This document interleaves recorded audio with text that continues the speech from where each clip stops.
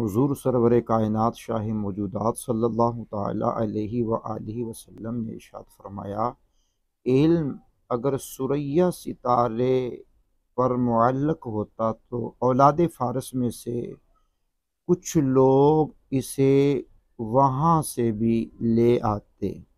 اس حدیث پاک کی شرح بیان کرتے ہوئے عظیم محدث امام ابن حجر مکی رحمۃ اللہ تعالی علیہ فرماتے ہیں، اس حدیث پاک سے امام اعظم ابو حنیفہ رضی اللہ تعالیٰ عنہ مراد ہیں، کیونکہ آپ کے دور میں آپ کے علم کے مرتبے تک کوئی اہل فارس میں سے نہ پہنچا، بلکہ آپ کے شاگردوں کے علم کے برابر بھی کوئی نہ پہنچ پایا۔ اور مزید فرماتے ہیں علامہ امام ابن حجر مکی رحمۃ اللہ علیہ کہ اس حدیث پاک میں حضور نبی کریم صلی اللہ علیہ وسلم کا کھلا معجزہ ہے کہ آپ نے آنے والے وقت کی غیب کی خبر دیتے ہوئے جو فرمایا وہ ہو کر کے رہا ہے۔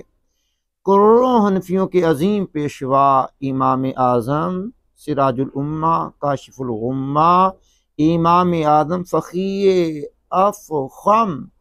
نعمان ابن ثابت رضی اللہ تعالی عنہ، جن کی کنیت ابو حنیفہ ہے،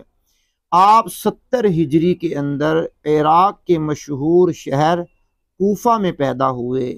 اور 80 سال کی عمر مبارکہ آپ نے پائی، اور 2 شعبان المعظم سن